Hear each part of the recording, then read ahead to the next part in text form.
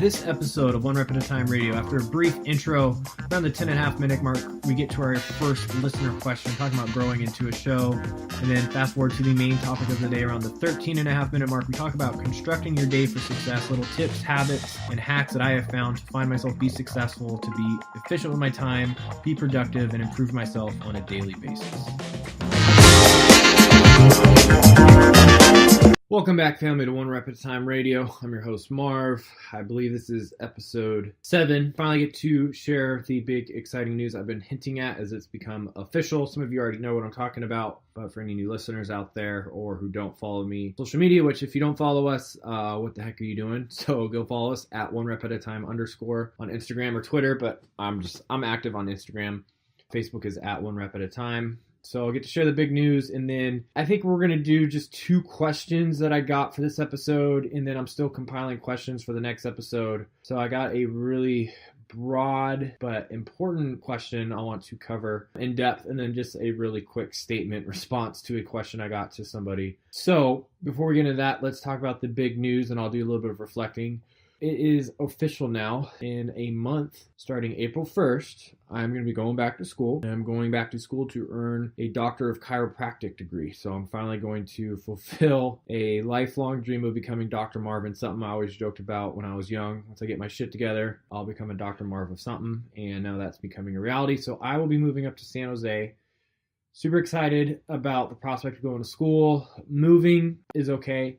Feelings. The challenging part is significant others going to be remaining here for a variety of reasons. So that is kind of the putting a damper on it, but I'm super excited about school. It's an awesome facility, an amazing program. So the end goal for me is to eventually, I have somebody I want to work for right out of school, but we'll see if that happens. But I want to open up an end-all be-all like movement and fitness and health chiropractic facility, meaning people walk in, we do movement assessments, maybe an adjustment only after I teach them mobility drills, corrective exercise. I want to have a little mini gym in my practice, so never stray too far from my personal training roots. Obviously, I'll be continuing to work with online clients. In-person clients is not going to be happening once I move up to San Jose, but I've already been given an offer to potentially work out of someplace in San Jose. So we'll see what happens with that, but it is a very in-depth schooling process. I don't know what I'm getting myself into. Everybody keeps hinting. You have no idea. Now, I'm super excited about that because I love to nerd out on the science. I just love all things health, fitness,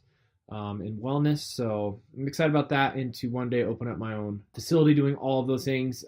Because I'm altruistic to a fault and probably too ethical, if that's a problem, but it kind of is when it comes to business.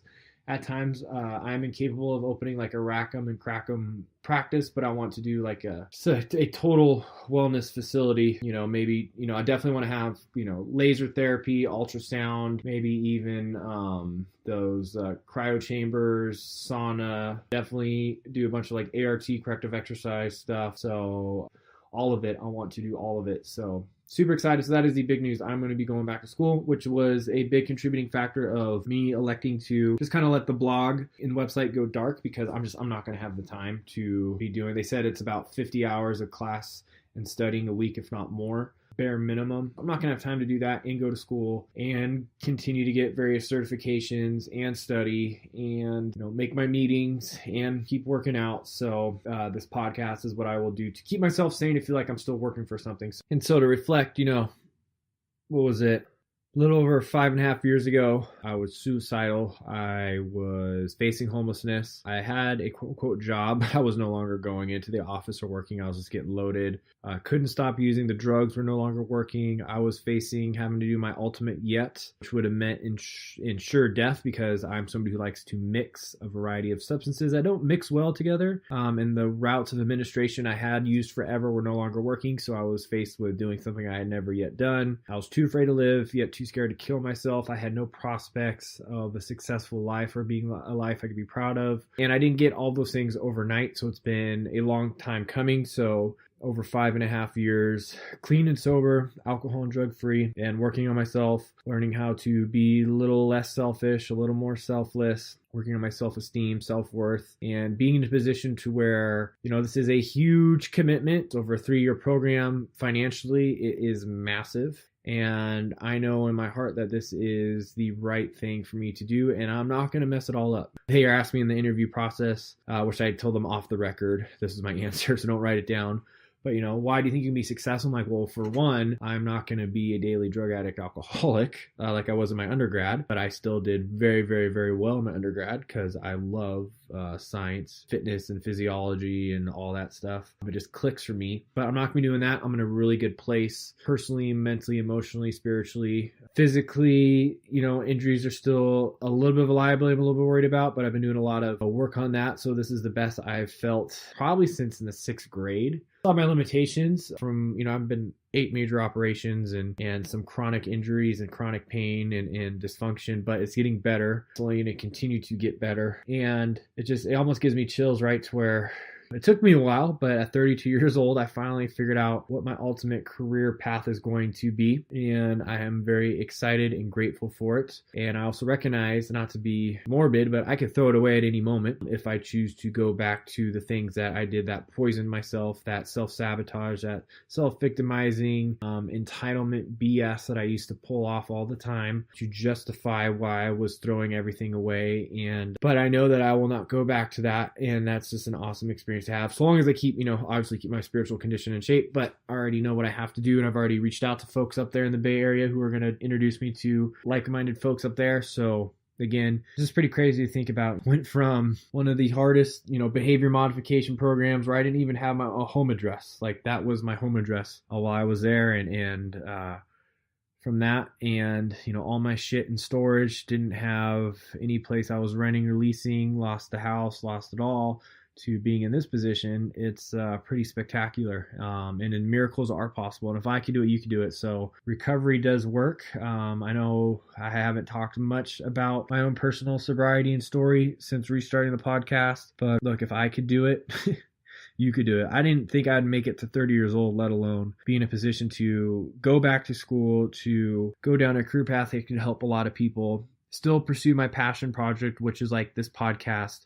and working with others. I will never ever give up my online training, working with folks, love of exercise and fitness and health and wellness, because that was just become my passion in life, and that's something I will never give up. But now I'm just, it's the next evolution of that. So very happy for that. School is called Palmer Chiropractic up in San Jose, if anybody out there knows that. Yep, I am trying to find a place.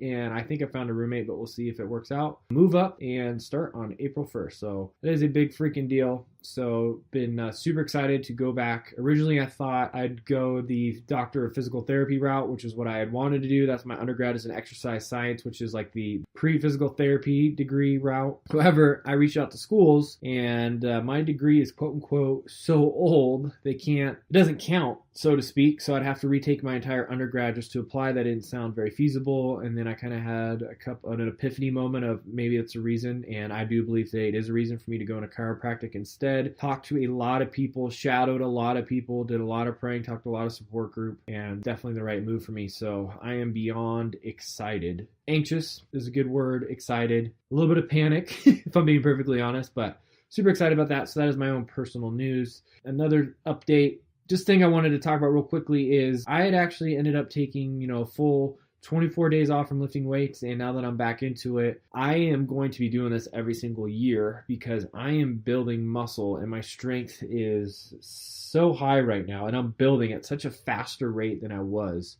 So it's been pretty incredible. Now I'm going to have to better balance what I do to handle my emotions when I'm not touching weights for, almost a month, because I got pretty crotchety at the end. That's something I need to work on. That is a character defect. The weights is my therapy now. That's the joke I make. So I'm going to have to figure out something to keep me in better spirits when I'm not touching weights. But, all powerlifters and strongmen and bodybuilders used to take considerable time off every year. And I understand the science of it, but then actually doing it was a separate issue. So this is the most time I took off since I broke my arm a couple years back, early in my recovery, this stint of sobriety. So I am just building building phenomenally quicker. Because it's just like everything else. Taking a break, you resensitize your body. The more advanced you are in your lifting career, the shorter the muscle building signal is being sent. So it's been pretty amazing. It's almost not newbie gains, but I'm definitely just building significantly quicker. So in studies, there's studies there's studies showing that this happens, but I just would never be able to force myself to take the time off. But now that I've seen it firsthand, I will absolutely program this in for myself once a year. I don't think I could do it twice a year. I don't think that'd be good for my mental health, but at least once a year, take some time off. And that's all of my own personal updates. So let's get into the first big question. Actually, no, let's cover the real short one real quick and then go into the big question of the day. I got messaged on Facebook Messenger about somebody has been listening to and watching some bodybuilding videos on YouTube and podcasts and keeps hearing how these guys talk about growing into a show and how do they do that? How can I do that? How I thought you couldn't build muscle while you're in a diet or in a deficit. So to just be real blunt, when you hear about their competitors, right? So they're physique competitors. When you hear somebody saying they're growing into a show, it just means they're enhanced. So they're using PEDs of some sort. I'm not going to go into the specifics. Now, I know all the specifics of that stuff. As a lot of you know, I messed around with underground steroids when I was younger and permanently messed myself up. So, yeah, I have. And I was really uneducated then, dear God. So it's a subject that it still fascinates me to this day, but it's just something that I do not choose to do. And I don't really want to cover it in depth on here because this is a recovery-based podcast. Maybe one day I'll do an episode on my experience with my testosterone replacement therapy, my TRT, which is I know that's polarizing in the recovery community, but it's legitimate doctor supervised hormone replacement because I permanently ruined my own natural hormone production. So I think I might do an in-depth episode on that. I know it'll turn some people off, but just you don't have to listen to it. But yeah, whenever you hear people talking about growing into a show, that's all that means. Now, can you build muscle in a deficit? As a beginner, it's kind of known as body recomping, where you're building muscle and burning fat. There's only 3 times you could do this, and I know people will debate it, but here's what I've found. Brand new beginner, absolutely. If you're somebody who's taken time off of training, getting back into it, kind of like what I did, but even more extreme, absolutely. And then the third scenario is just when you're using PEDs. And when you're getting ready for, a physique competition, you might be having to get down to a legitimate 3 or 4% body fat. There is no way you're building muscle while getting that lean.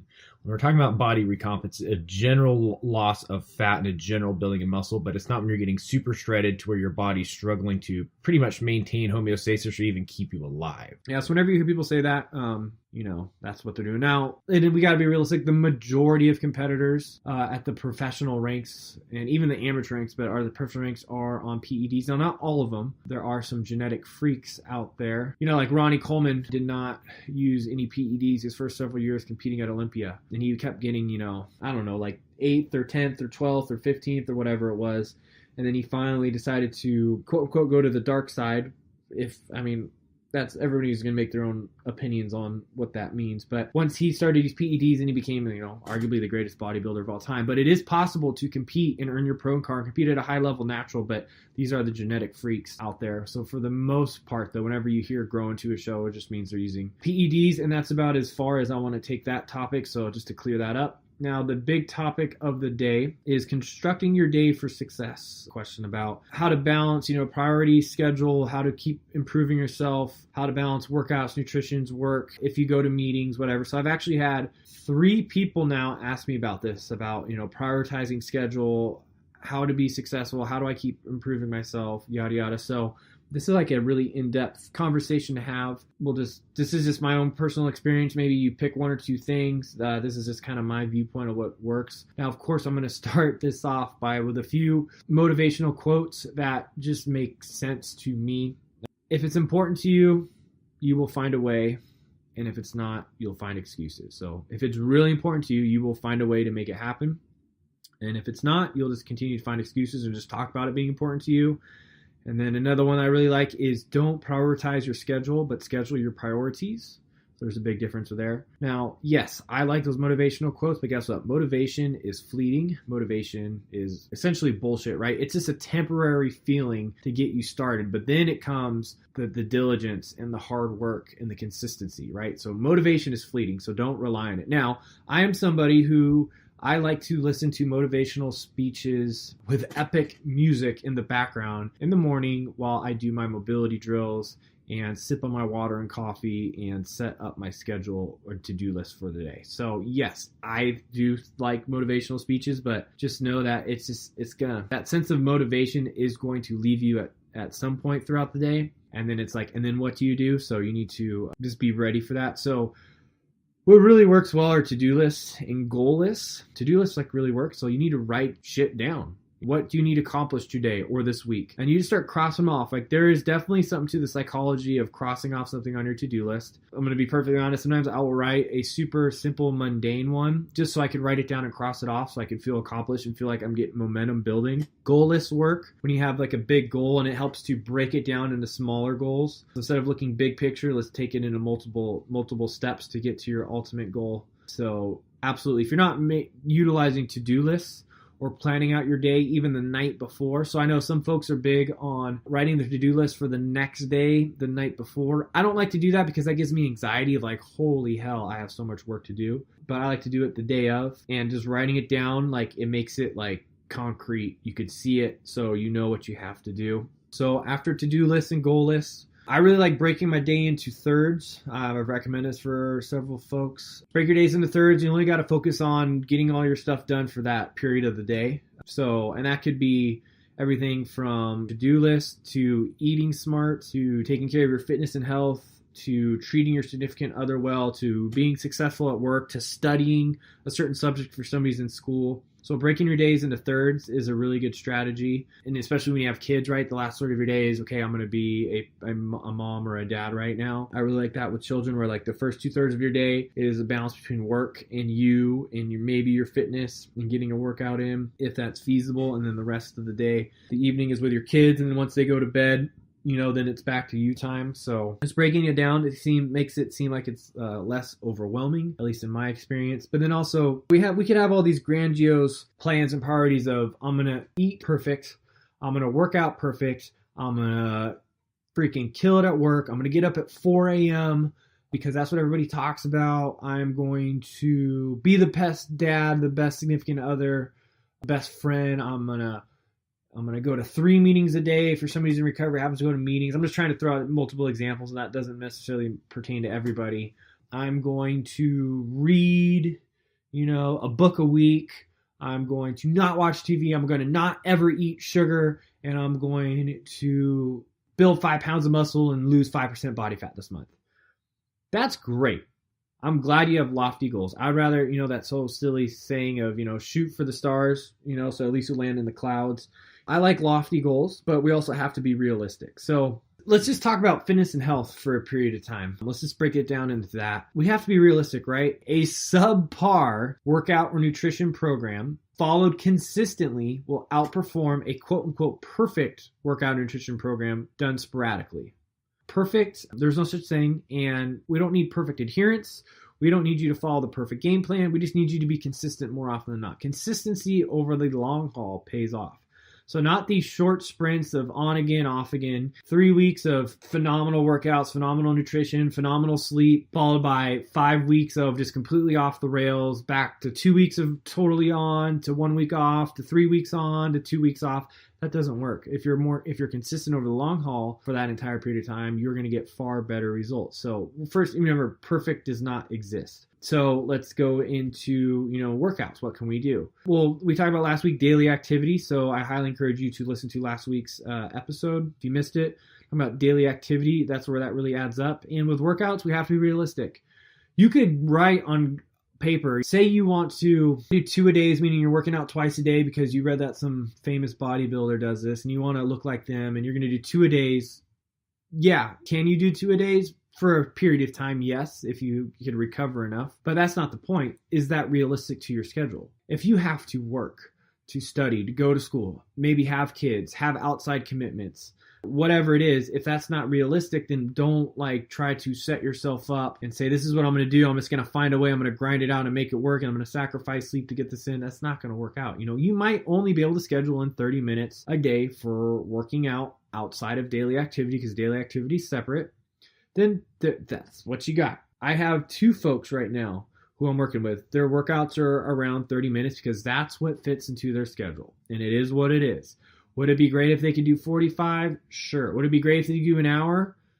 Yeah, probably a little bit better. Not necessarily, but probably. But 30 minutes is realistic, so that's what we're going to stick with. So that's when you want to, there's a couple things you could do. First and foremost, I would say let's just stick with weight training for this example. Stick with like big movements, like squat, overhead press, maybe a deadlift, a row, a pull up or a pull down. Stick with big movements versus like, let's do a bunch of arm curls and lateral raises. No, you want like big gross motor movements, move as much musculature as you can. And that might mean that you can only, pick one movement that day. Maybe you only have enough time, 15 minutes. Or let's say you have 20 minutes. You could do 5 to 10 minutes of mobility and warming up, and you could spend just 10 minutes just working on a squat. It's something. This is where complexes come in, where you do multiple exercises back to back to back. This is where every minute on the minute comes in. I love having folks do that when time is really tight, or if they're on the road, in a hotel gym, or they're on a work trip. After you warm up, just grab a dumbbell and do goblet squats, 10 reps every minute on the minute. So when the minute starts, you do 10 reps, you rest for the remainder of that minute. Once the next minute starts, you do another 10 reps. In 10 minutes, you've done 100 reps. You'll be soaking, your lungs are going to be burning. It's fantastic exercise. Now, if you can't get to the gym, maybe you invest in some kettlebells and you spend 20, 30 minutes just working on a Turkish get-up. Like Turkish get-ups are a fantastic exercise for your entire body. I've seen one person do them in a gym. Turkish get-ups are phenomenal. Or maybe just do a bunch of carries and stuff like that. But kettlebells are great for a small space at home.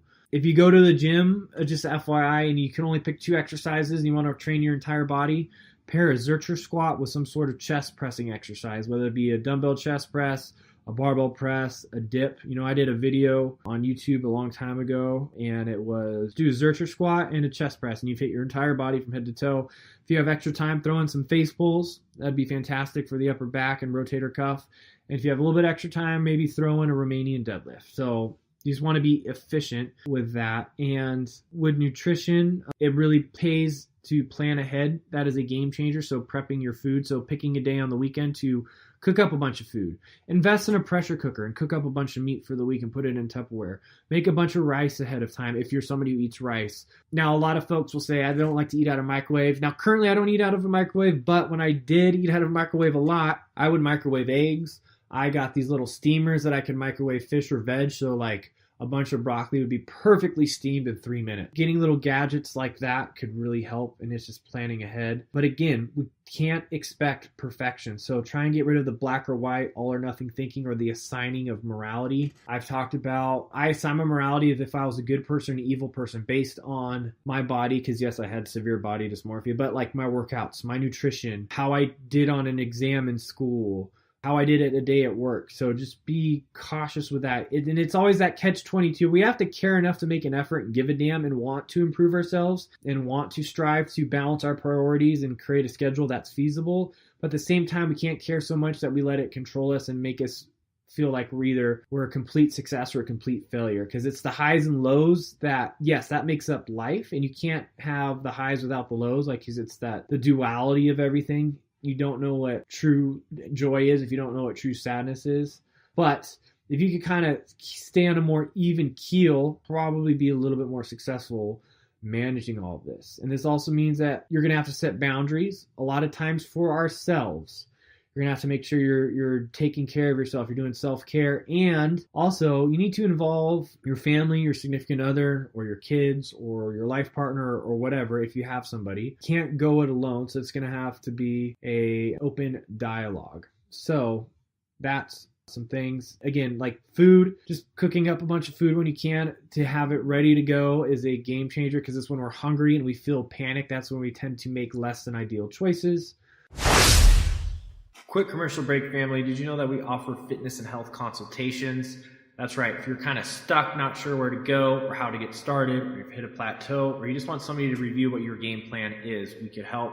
Now, reference this podcast. I'll give you 30% off of our rate. We offer 30 and 60-minute consultation windows. We do it over the phone, FaceTime, Skype, whatever's clever for you. So shoot me an email, onerepmarv@yahoo.com, or send us a DM depending on where you are finding this podcast, and we'll give you the details. As far as improving yourself, look, it would be great if we could do a complete overhaul overnight, but that's not really realistic. When we're trying to make lifestyle changes, what I found to have the most success with clients or with folks in general, and even myself, is pick one or two things and that's it. So pick one or two things and work on that, and then move on to the next, and move on to the next, move on to the next, which you need to recognize. You might have to pick and choose what you get done. And not everything might get done on your list. It might not get done. You might have to forego a traditional workout, and that's when that daily activity comes into play. You might have to sacrifice sleep 1 or 2 days a week. Now, I've changed my tune. When I was younger, I was like, there was a period of time in my life where I got up at, what time did I got up at 3:40 a.m. so I could get a 20-minute workout in before I had to head into work. And I did that for 2.5 years. Now, I am not so sure I would do that, because I did a 20-minute workout in the morning to wake myself up, to set the tone for my day that I was working on my fitness and health. I'd go to work, I'd come home, I'd work out again, and then I would just kind of like crash out because I was so damn exhausted. And it was like a really short workout. I was living in sober living. I had got a job right out of treatment at a meat department at a grocery store. So I did that for over 2.5 years while I put my life in order and worked on myself versus trying to get everything back right away. Now with sleep, like I prioritize sleep a lot. So maybe 1 or 2 days a week, sleep might have to take a hit, but that's one of the last places I want us to pull from, is because the more research we find out about the importance of sleep, how much it impacts everything: hormones, insulin sensitivity, mood, muscle growth, metabolism because of the hormone impact, just everything. You die quicker from a lack of sleep than a lack of food. That tells you all you need to know. But in just regards of you need to pick and choose what you want to do to improve yourself and work on that. If you want to start reading a book, then put a book on your nightstand. There's 3 books behind me. One nonfiction book, because I like to read that before bed. Subtle Art of Not Giving a Fuck by Mark Madsen, which is fantastic, and Jordan Peterson's 12 Rules of Life. Another fantastic book, but I have found that reading the two, self-help books stimulate my mind so much that it keeps me awake, so I like to read nonfiction before bed. But that's just another example, put something by your nightstand. A lot of people I know, successful people I know, have a notebook by their nightstand so they can write stuff down when it comes to them. I think that's enough rambling on that. Just to sum it up, goal lists and to-do lists, break your day into certain segments. You've got to be realistic. It doesn't matter what might be quote-unquote perfect on paper. If you can't consistently see yourself doing it, then you're just setting yourself up for failure. With workouts, you've got to be realistic, and your workouts may have to not go non-existent. I don't think that's a good idea personally, but I am a fitness guy, so I'm biased. But you might just have to adapt them, right? You might not be able to spend the hour 20 that you were used to doing that. You might have to do something sped up. You might have to do a half-hour, yoga or Pilates class instead of a full-hour yoga or Pilates class. You might just go for a hike one day. Definitely need to, and also, again, don't expect perfection. So try and avoid the black or white or all or nothing or the assigning morality. So try and avoid the case of the F-its, because that is super common in all aspects of life. And then specifically with people's workouts and nutrition, when I work with them, 100%. But that could go into any aspect of life. And then involve your family, your friends, significant others.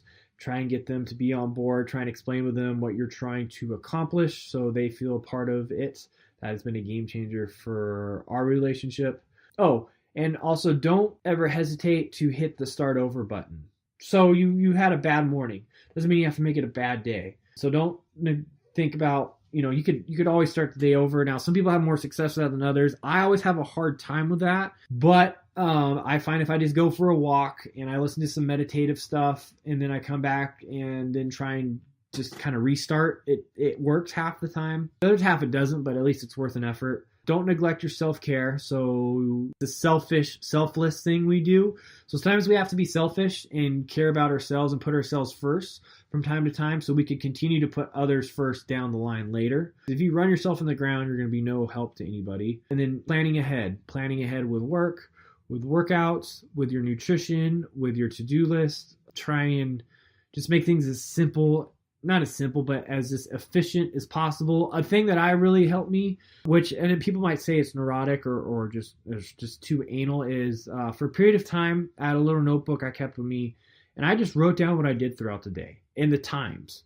And I found that I didn't feel like it, but I was watching over 2.5 hours of TV a day, because I would make food, I would sit down, I would eat, which is not always the best idea to eat while you're distracted, but I'd eat while watching, a show, but then I would sit there for another 5 to 20 minutes after I was finished eating to watch the end of whatever I had started. And like 2.5 hours, that's a lot of time I could be spent doing other things. There's times where I give up TV altogether. I have put boundaries, like I talked about. You might need to set boundaries with yourself. I have set boundaries from time to time of like, TV doesn't come on before 9 p.m. And something I probably need to do again, because I have found myself kind of slipping back into I'm going to eat something. I did it today. I ate something, I needed to leave, and it took me another 15 minutes before I left. You're going to have to, make some sacrifices and be strict with yourself. Remember, if it's important, you will find a way. And if it's not, you're just going to keep finding excuses and you're going to keep talking about it. Science shows that if you just talk about your plans, like it does something in the brain where it's like you almost feel like you've accomplished it. So try and be less of talking about stuff versus doing it.